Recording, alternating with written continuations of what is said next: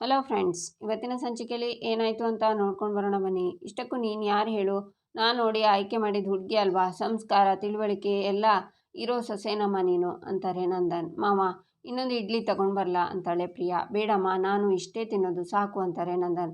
ಮಾವ, ನನ್ನಮ್ಮ ಏನಾದರೂ ನಿಮಗೆ ಫೋನ್ ಮಾಡಿದ್ರಾ ಅಂತಾಳೆ ಪ್ರಿಯಾ. ಹೋ, ನಿಮ್ಮಮ್ಮ ಫೋನ್ ಮಾಡಿದ್ದನ್ನು ಹೇಳೋದೇ ಮರ್ತ್ಬಿಟ್ಟೆ. ನಿಮ್ಮ ಕಡೆ ಮದುವೆ ಆದ ಮಾರನೇ ದಿನ ಮದುಮಕ್ಕಳು ತವ್ರ ಮನೆಗೆ ಹೋಗಿ ಸಿಹಿ ಊಟ ಮಾಡಬೇಕಂತಲ್ಲ, ಅದಕ್ಕೆ ನಿಮ್ಮನ್ನು ಕಳಿಸ್ಕೊಡಿ ಅಂದರು. ಜೊತೆಗೆ ನೀವು ಬನ್ನಿ ಅಂತ ನಮ್ಮನ್ನು ಕರೆದ್ರು ಅಂತಾರೆ ನಂದನ್.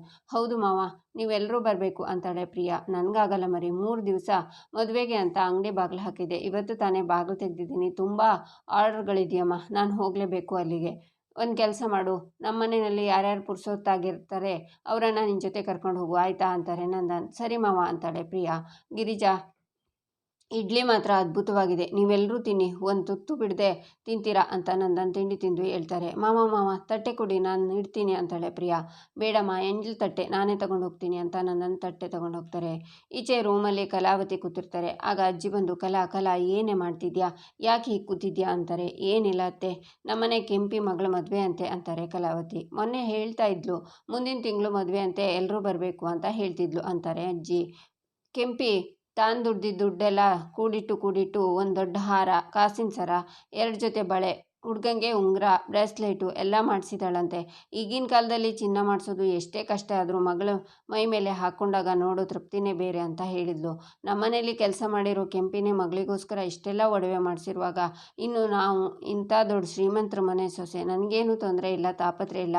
ಆದರೂ ನನ್ನ ಮಗಳಿಗೋಸ್ಕರ ಒಂದು ಎಳೆ ಚಿನ್ನದ ಸರನೂ ಮಾಡಿಸಿಲ್ವಲ್ಲ ಅತ್ತೆ ಅಂತಾರೆ ಕಲಾವತಿ. ಅಮೂಲ್ಯಂಗೆ ಅಂತ ಸೂರ್ಯ ಮಾಡಿಸಿಟ್ಟಿರೋ ಒಡವೆ ಎಲ್ಲ ಏನಾಯಿತು ಏನೋ, ಆದರೆ ಖಂಡಿತ ಆ ವಲ್ಲಭ ಮಾತ್ರ ಅದನ್ನು ಮುಟ್ಟಿರಲ್ಲ ಅಂತಾರೆ ಅಜ್ಜಿ. ಅದೇನಾದರೂ ಆಗಲಿ ಅತ್ತೆ, ನನ್ನ ಮಗಳ ಕುತ್ತಿಗೆ ಖಾಲಿ ಇರಬಾರ್ದು ಅಷ್ಟೇ. ನಿನ್ನೆ ಮನೆಯಲ್ಲಿ ಅವಳ ಭಾವಂದೇ ಮದುವೆ ಇದ್ದರು, ಅಮೂಲ್ಯ ಡೂಪ್ಲಿಕೇಟ್ ಒಡವೆಗಳನ್ನು ಹಾಕ್ಕೊಂಡು ಕಾಲ ಕಳೆದ್ಲು. ನಾನು ಮೊದಲೇ ಅವಳಿಗೆ ಒಡವೆನೆಲ್ಲ ಕೊಡಬೇಕಾಗಿತ್ತು. ಈಗಲೂ ಕಾಲ ಮಿಂಚಿಲ್ಲ ಅತ್ತೆ, ನನ್ನ ಒಡವೆನೆಲ್ಲ ನನ್ನ ಅಮೂಲ್ಯನಿಗೆ ಕೊಟ್ಬಿಡ್ತೀನಿ ಅಂತಾರೆ ಕಲಾವತಿ. ಅಂದರೆ ಕಲಾ, ನೀನು ಅಮೂಲ್ಯನ ಕ್ಷಮಿಸ್ಬಿಟ್ಟಿಯೇನೆ? ಅಬ್ಬಾ, ಈ ಕ್ಷಣಕ್ಕೋಸ್ಕರನೇ ಕಾಯ್ತಿದ್ದೆ. ಅಂತೂ ನಿನ್ನ ಮನಸ್ಸು ಬದಲಾಯಿಸ್ಬಿಟ್ಟಿಯಲ್ಲ ಕಲಾ, ನನಗೆ ತುಂಬ ಸಂತೋಷ ಆಗ್ತಿದೆ ಅಂತಾರೆ ಅಜ್ಜಿ. ಅತ್ತೆ, ನಾನು ಅವಳನ್ನು ಕ್ಷಮಿಸಿದೆ ಅಂತ ಎಲ್ಲಿ ಹೇಳಿದೆ ಅಂತಾರೆ ಕಲಾವತಿ. ಈಗ ತಾನೇ ನೀನೆಲ್ಲ ಒಡವೆ ಕೊಡ್ತೀನಿ ಅಂದೆ ಅಂತಾರೆ ಅಜ್ಜಿ. ಹೌದು ಅತ್ತೆ, ಕೊಡ್ತೀನಿ. ಯಾವುದೇ ತಾಯಿಗಾದರೂ ತನ್ನ ಮಗಳ ಮೈ ಮೇಲೆ ಒಡವೆ ಇರಬೇಕು, ಅದನ್ನು ಗಂಡನ ಮನೆಯಲ್ಲಿ ಹಾಕೋಬೇಕು ಅಂತ ಬಯಕೆ ಇರುತ್ತೆ. ಆ ಬಯಕೆ ನನಗೂ ಇದೆ, ಅದಕ್ಕೆ ನಾನು ಕೊಡ್ತೀನಿ. ಹಾಗಂತ ನಾನು ಅವಳನ್ನು ಕ್ಷಮಿಸಿದ್ದೀನಿ, ನಾಳೆ ಅವಳ ಹತ್ರ ಮಾತಾಡ್ತೀನಿ ಅಂತ ಏನೂ ಇಲ್ವಲ್ಲ ಅತ್ತೆ ಅಂತಾಳೆ ಕಲಾವತಿ.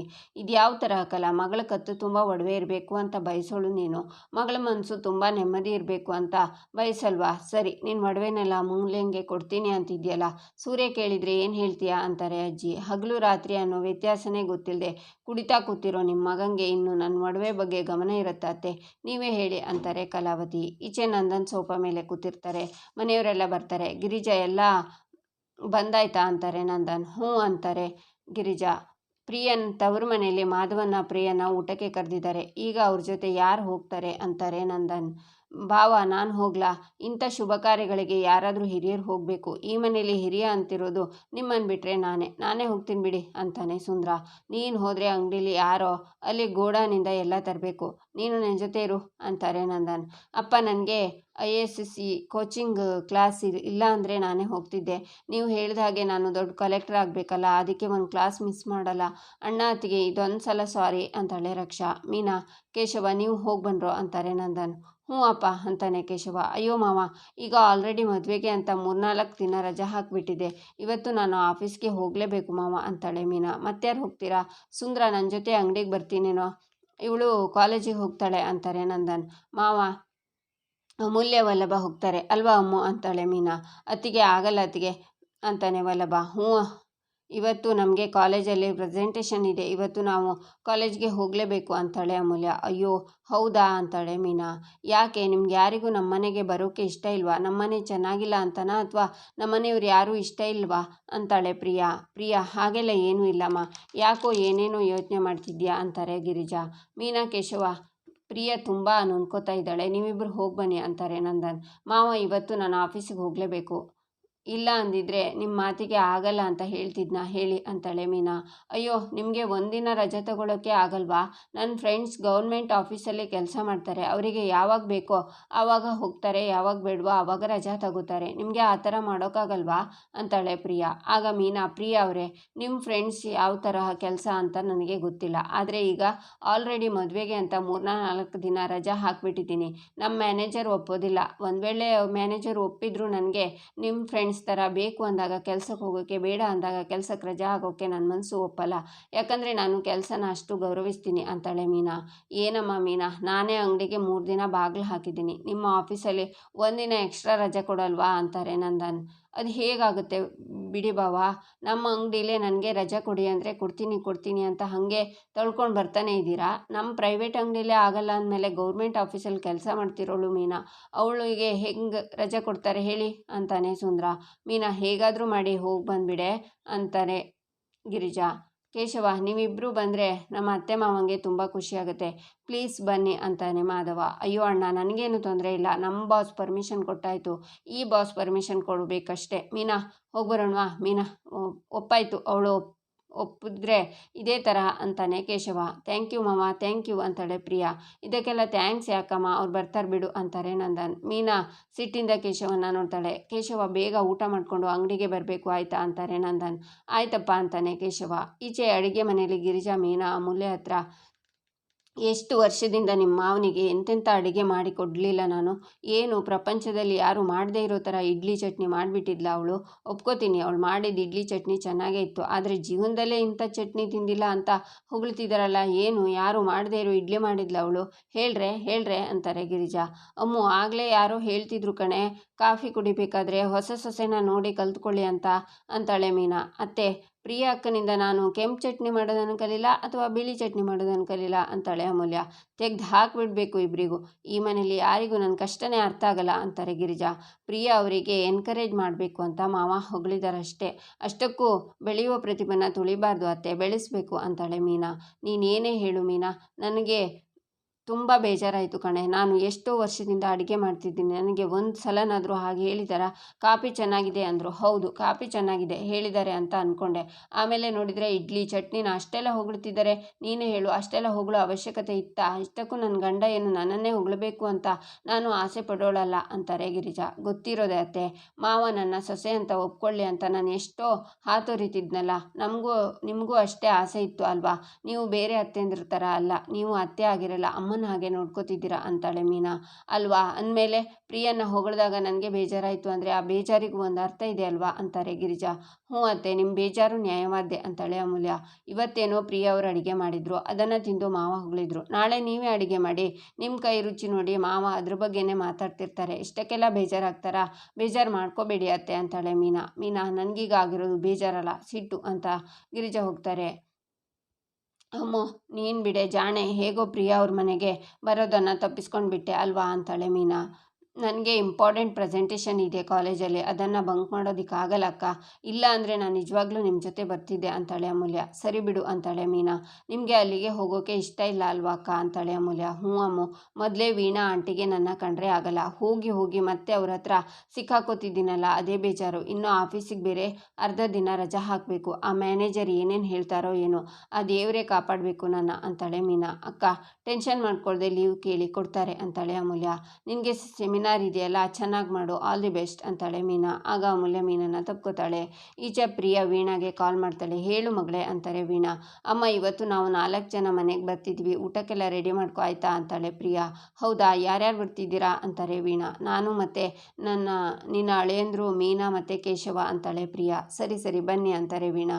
ಅಮ್ಮ, ಅಡುಗೆಗೆಲ್ಲ ದಿನಸಿ ಇದೆ ಅಲ್ವಾ ಅಂತಾಳೆ ಪ್ರಿಯಾ. ಎಲ್ಲ ಇದೆ ಕಣೆ, ಏನೂ ತೊಂದರೆ ಇಲ್ಲ, ನೀವು ಬನ್ನಿ ಅಂತಾರೆ ವೀಣಾ. ಸರಿ ಅಮ್ಮ ಅಂತಾಳೆ ಪ್ರಿಯಾ. ಮಗಳೇ, ನೀನು ಬರುವಾಗ ಅಲ್ಲಿರೋ ಒಡವೆನೆಲ್ಲ ಹಾಕ್ಕೊಂಡು ಬಾ, ಅದು ಅಲ್ಲಿದ್ದರೆ ಡೇಂಜರ್ ಕಣೆ, ಆಮೇಲೆ ನಕಲಿ ಅಂತ ಗೊತ್ತಾಗಿ ಸುಮ್ಮನೆ ರಂಪಾಟ ಆಗುತ್ತೆ. ಆ ಹಸಿಮೆಣಸಿನ್ಕಾಯಿ ಮೀನಾ ಇದ್ದಾಳಲ್ಲ, ಅವಳೇ ಸಾಕು, ಅದು ನಕಲಿ ಅಂತ ಕಂಡುಹಿಡಿದು ದೊಡ್ಡ ರಾಮಾಯಣ ಮಾಡೋಕ್ಕೆ, ಆಮೇಲೆ ಅದೇ ದೊಡ್ಡ ವಿಷಯ ಆಗಿಬಿಡುತ್ತೆ ಕಣೆ ಅಂತಾರೆ ವೀಣಾ. ಹೌದಮ್ಮ, ನನಗೂ ಅದೇ ಟೆನ್ಷನ್ನು ಅಂತಾಳೆ ಪ್ರಿಯಾ. ನೀನು ಬರುವಾಗ ಆ ಒಡವೆನೆಲ್ಲ ಹಾಕ್ಕೊಂಡು ಬಾ, ಯಾರಾದರೂ ಕೇಳಿದರೆ ಅಮ್ಮ ಅದನ್ನು ಲಾಕರಲ್ಲಿ ಇಡ್ತಾರಂತೆ, ಅದಕ್ಕೆ ಹಾಕ್ಕೊಂಡು ಹೋಗ್ತಿದ್ದೀನಿ ಅಂತ ಹೇಳು, ನಾನು ಹೇಳಿದ್ದೆಲ್ಲ ಅರ್ಥ ಆಯ್ತಾ ಅಂತಾರೆ ವೀಣಾ. ಸರಿ ಅಂತಾಳೆ ಪ್ರಿಯಾ. ಬೇಗ ಬನ್ನಿ, ನಾನು ಅಡುಗೆ ಅಡುಗೆಗೆಲ್ಲ ವ್ಯವಸ್ಥೆ ಮಾಡ್ಕೋತೀನಿ ಅಂತ ಕಾಲ್ ಕಟ್ ಮಾಡ್ತಾರೆ ವೀಣಾ. ಆಗ ಮಾಧವ 2 ಶರ್ಟನ್ನು ತಂದು, ಪ್ರಿಯಾ ಇವೆರಡರಲ್ಲಿ ಯಾವುದು ಚೆನ್ನಾಗಿದೆ, ಯಾವುದು ಹಾಕ್ಕೊಳ್ಳಿ ಅಂತಾನೆ. ಇದು ಚೆನ್ನಾಗಿದೆ ಅಂತ ಒಂದು ಶರ್ಟನ್ನು ತೋರಿಸಿ ಡೋರ್ ಕ್ಲೋಸ್ ಮಾಡಿ ಮಾಧವನ ಶರ್ಟ್ ತೆಗೆದು ಪ್ರಿಯಾ ಬೇರೆ ಶರ್ಟನ್ನು ಅವನಿಗೆ ಹಾಕ್ತಾಳೆ. ನಂತರ ಅಯ್ಯಯ್ಯೋ ಅಂತ ಪ್ರಿಯಾ ಆಚೆ ಹೋಗಿ 2 ಸೀರೆ ತಂದು, ರೀ ಇವೆರಡರಲ್ಲಿ ಯಾವ್ದು ಚೆನ್ನಾಗಿದೆ ಅಂತಾಳೆ. ಯಾಕೆ ಪ್ರಿಯಾ, ನೀನು ಹುಟ್ಟಿರೋ ಸೀರೆ ಚೆನ್ನಾಗೇ ಇದೆಯಲ್ಲ ಅಂತಾನೆ ಮಾಧವ. ಆದರೂ ರೀ ನಿಮ್ಮನ್ನು ಕೇಳಿದೆ ಸೀರೆ ಉಟ್ಕೊಂಡ್ಬಿಟ್ಟೆ, ನಿಮ್ಮನ್ನು ಕೇಳಬೇಕಾಗಿತ್ತು, ಈಗ ಯಾವುದಾದ್ರೂ ಒಂದು ಆಯ್ಕೆ ಮಾಡಿ ಅಂತಾಳೆ ಪ್ರಿಯಾ ನಾನು ಯಾಕೆ ಕೇಳಿದೆ ಅಂದರೆ ನನಗಿಂತ ಚೆನ್ನಾಗಿ ಶರ್ಟ್ ಸೆಲೆಕ್ಟ್ ನೀನು ಮಾಡ್ತೀಯಾ ಅಂತ. ಆದರೆ ನಿನಗೆ ನಿನ್ನ ಬಗ್ಗೆ ಕಾನ್ಫಿಡೆನ್ಸ್ ಚೆನ್ನಾಗಿದೆ, ಚೆನ್ನಾಗಿರೋ ಸೀರೆನೇ ಹುಟ್ಟಿದ್ಯಾ. ನಾನು ಹೇಳಿರೋ ಸೀರೆನೇ ಆಗಬೇಕು ಅಂತ ಏನೂ ಇಲ್ಲ ಪ್ರಿಯಾ, ನೀನು ನೀನಾಗಿರುವ ಅಷ್ಟೇ ಸಾಕು ಅಂತಾನೆ ಮಾಧವ. ರೀ ನನಗೆ ಆಶೀರ್ವಾದ ಮಾಡಿ ಅಂತ ಮಾಧವನ ಕಾಲಿಗೆ ನಮಸ್ಕಾರ ಮಾಡಬೇಕು ಅನ್ನುವಾಗ, ಪ್ರಿಯಾ ಏನು ಮಾಡ್ತಿದ್ಯಾ ಅಂತಾನೆ ಮಾಧವ. ಅದು ಅಮ್ಮ ಹೇಳಿದ್ದಾರೆ ಮನೆಯಿಂದ ಹೊರಗಡೆ ಹೋಗಬೇಕಾದ್ರೆ ನಿನ್ನ ಗಂಡ ಅತ್ತೆ ಮಾವ ಎಲ್ಲರ ಆಶೀರ್ವಾದ ತಗೊಂಡು ಹೊರಡು ಅಂತ, ಅದಕ್ಕೆ ಅಂತಾಳೆ ಪ್ರಿಯಾ. ಹೋ ಹಾಗಾ ಅಂತ ಮಾಧವ ಅವಳ ಕಾಲಿಗೆ ನಮಸ್ಕಾರ ಮಾಡೋಕೆ ಹೋಗ್ತಾನೆ. ಅಯ್ಯೋ ಏನು ಮಾಡ್ತಿದ್ದೀರಾ, ತಪ್ಪು ಬಿಡ್ತು ಅಂತಾಳೆ ಪ್ರಿಯಾ. ನೀನೇನಕ್ಕೆ ನನ್ನ ಕಾಲೇ ಬೀಳೋಕೆ ಹೋದೆ ಅಂತಾನೆ ಮಾಧವ. ರೀ ಹೆಂಡತಿ ಗಂಡನ ಕಾಲಿಗೆ ಬೀಳ್ಬೋದು, ಆದರೆ ಗಂಡ ಆದವನು ಹೆಂಡತಿ ಕಾಲಿಗೆ ಬೀಳಬಾರ್ದು ಅಂತಾಳೆ ಪ್ರಿಯಾ.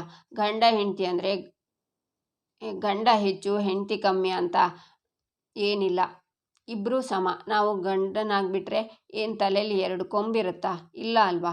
ಸೊ ಈ ತರಹ ಕಾಲಿಗೆ ಬಿದ್ದು ಆಶೀರ್ವಾದ ತಗೊಳ್ಳೋದು ಬೇಡ ಪ್ರಿಯಾ. ಆ ಥರ ಏನಾದರೂ ಇದ್ದರೆ ಹೇಳು, ನಾನು ನಿನ್ನ ಕಾಲಿಗೆ ಬಿದ್ದು ಆಶೀರ್ವಾದ ತಗೋತೀನಿ ಅಂತಾನೆ ಮಾಧವ. ಹಾಗಲ್ಲ ರೀ ಅಂತಾಳೆ ಪ್ರಿಯಾ, ನಾನು ನಿನ್ನ ಕಾಲಿಗೆ ಬೀಳಬಾರ್ದು ಅಂದರೆ ನೀನು ನನ್ನ ಕಾಲಿಗೆ ಬೀಳಬಾರ್ದು. ಇನ್ನೊಂದು ವಿಷಯ ಪ್ರಿಯಾ, ಗಂಡ ಹೆಂಡತಿ ಅವ್ರ ಬೆಸ್ಟ್ ಫ್ರೆಂಡ್ಸ್ ತರಹ ಇರಬೇಕು, ಒಳಗೊಂದು ಹೊರಗೊಂದು ಇರಬಾರ್ದು, ಆಗ ಲೈಫ್ ಬ್ಯೂಟಿಫುಲ್ ಆಗಿರುತ್ತೆ ಅಂತಾನೆ ಮಾಧವ.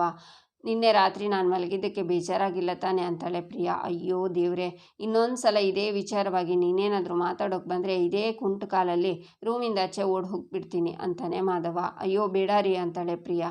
ಮಾಧವ ನಗ್ತಾನೆ, ಪ್ರಿಯಾನು ನಗ್ತಾಳೆ. ಈಚೆ ಅಮೂಲ್ಯ, ಏಯ್ ವಲ್ಲಭ ಅಂತಾಳೆ. ಏನೇ ಕರಿಬೇಕು ಅಂತೆ, ನನ್ನ ಹತ್ರ ಟೀ ಮಾಡ್ಕೊಂಡು ಬಾ ಅಂತ ಹೇಳಬೇಡ, ನನಗೆ ಕಾಲೇಜಿಗೆ ಟೈಮ್ ಆಯಿತು, ನಾನು ಹೊರಡಬೇಕು, ಬೇಗ ನೀನು ರೆಡಿಯಾಗು ಅಂತಾನೆ ವಲ್ಲಭ.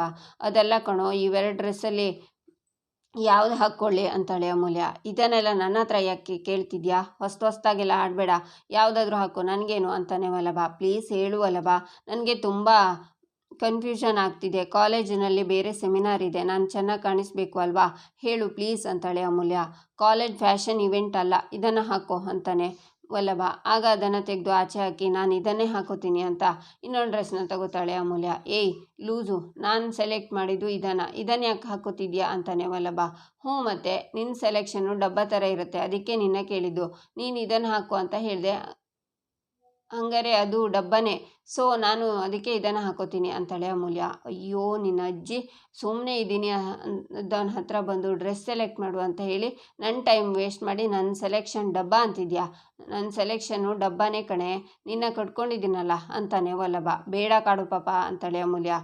ಹೀಗೆ ಇಬ್ಬರು ವಾದ ಮಾಡ್ಕೋತಾರೆ. ಬೇಗ ರೆಡಿಯಾಗಿ ಹೋಗು, ನಿನಗೆ ಇನ್ನು ಇದನ್ನು ಹಾಕ್ಕೊಂಡು 1 kg ಮೇಕಪ್ ಹಾಕ್ಕೊಂಡು ರೆಡಿಯಾಗಿ ಹೊರಗೆ ಬರೋಕ್ಕೆ ಮಿನಿಮಮ್ ಅಂದರೆ 1 ಗಂಟೆ ಬೇಕಲ್ವಾ ಅಂತಾನೆ ವಲ್ಲಭ. ಅದೆಲ್ಲ ಏನೂ ಇಲ್ಲ, 10 ನಿಮಿಷ ಸಾಕು, ಇದು ಬಣ್ಣ ಹಚ್ಚಿ ಬಂದಿರೋ ಕಲರ್ ಅಲ್ಲ, ನ್ಯಾಚುರಲ್ ಬ್ಯೂಟಿ ಅಂತಾಳೆ ಅಮೂಲ್ಯ. ಬ್ಯೂಟಿ ಅಂತ ಮಾತ್ರ ಹೇಳಬೇಡ, ಕರ್ನಾಟಕದ ಜನ ಪಕ್ಕ ನಗ್ತಾರೆ ಅಂತಾನೆ ವಲ್ಲಭ. ಏಯ್ ಕಾಡು ಪಾಪ ಬೇಡ ನೋಡು ಅಂತಾಳೆ ಅಮೂಲ್ಯ. ಬೇಕಾದಾಗ ವಲ್ಲಭ, ಕೆಲಸ ಆದಮೇಲೆ ಕಾಡು ಪಾಪನ ನನ್ನ ಹತ್ರ ಜಾಸ್ತಿ ಕೋಪ ತೋರಿಸಿದ್ರೆ ರಾತ್ರಿ ಲ್ಯಾಪ್ಟಾಪಲ್ಲಿ ಫುಲ್ ಕಷ್ಟಪಟ್ಟು ಮಾಡ್ದಲ್ಲ ಪ್ರೆಸೆಂಟೇಷನ್, ಅದನ್ನು ಡಿಲೀಟ್ ಮಾಡ್ತೀನಿ ಅಂತಾನೆ ವಲ್ಲಭ. ಬೇಡ ಅಂತಾಳೆ ಅಮೂಲ್ಯ. ಬೇಗ ರೆಡಿಯಾಗಿ ಬಾ ಅಂತ ವಲ್ಲಭ ಹೋಗ್ತಾನೆ. ಈಚೆ ಪ್ರಿಯಾ ರೆಡಿಯಾಗಿ ಹಾಲ್ಗೆ ಬರ್ತಾಳೆ. ಹಾಲ್ನಲ್ಲಿ ಎಲ್ಲರೂ ಇರ್ತಾರೆ. ಗಿರಿಜಾ ಪ್ರಿಯಾನ ನೋಡಿ, ಇದೇನಮ್ಮ ಪ್ರಿಯಾ, ಎಲ್ಲ ಒಡವೆನ ಹಾಕ್ಕೊಂಡಿದ್ಯಾ ಅಂತಾರೆ. ಅದು ಅತ್ತೆ, ಅಮ್ಮ ಹೇಳಿದ್ರು ಒಡವೆ ಎಲ್ಲ ತಗೊಂಡು ಬಾ ಲಾಕರಲ್ಲಿ ಇಡೋಣ ಅಂತ, ಅದಕ್ಕೆ ಹಾಕ್ಕೊಂಡು ಹೋಗ್ತಿದ್ದೀನಿ ಅಂತಾಳೆ ಪ್ರಿಯಾ. ಅದು ಸರಿನೇ ಅಮ್ಮ, ಹಿಂದೆ ಒಂದ್ಸಲ ಕಳ್ಳ ಬಂದು ಕಳ್ಬಳ್ಳಿನ ತೊಳ್ಕೊಂಡು ಹೋಗಿಲ್ವಾ, ಹುಷಾರಮ್ಮ ಪ್ರಿಯಾ, ನಿಮ್ಮನೆಯವರು ನಿಮ್ಮನ್ನು ಬಂಗಾರ ಅಂತ ಅಂತಾರೆ, ಆಮೇಲೆ ನಿನ್ನನ್ನು ಲಾಕರಲ್ಲಿ ಇಟ್ಟರೆ ಕಷ್ಟ ಅಂತಾನೆ ಸುಂದರ. ನಮ್ಮನೇಲೇ ಇದ್ದಿದ್ರು ಭದ್ರವಾಗೇ ಇರ್ತಿತ್ತಲ್ಲ ಬಿಡು, ನಿಮ್ಮ ಅಮ್ಮ ಹೇಳಿದಾರಲ್ವಾ ಲಾಕರಲ್ಲಿ ಇಡೋದು ಒಳ್ಳೇದೇ ಅಂತಾರೆ ನಂದನ್.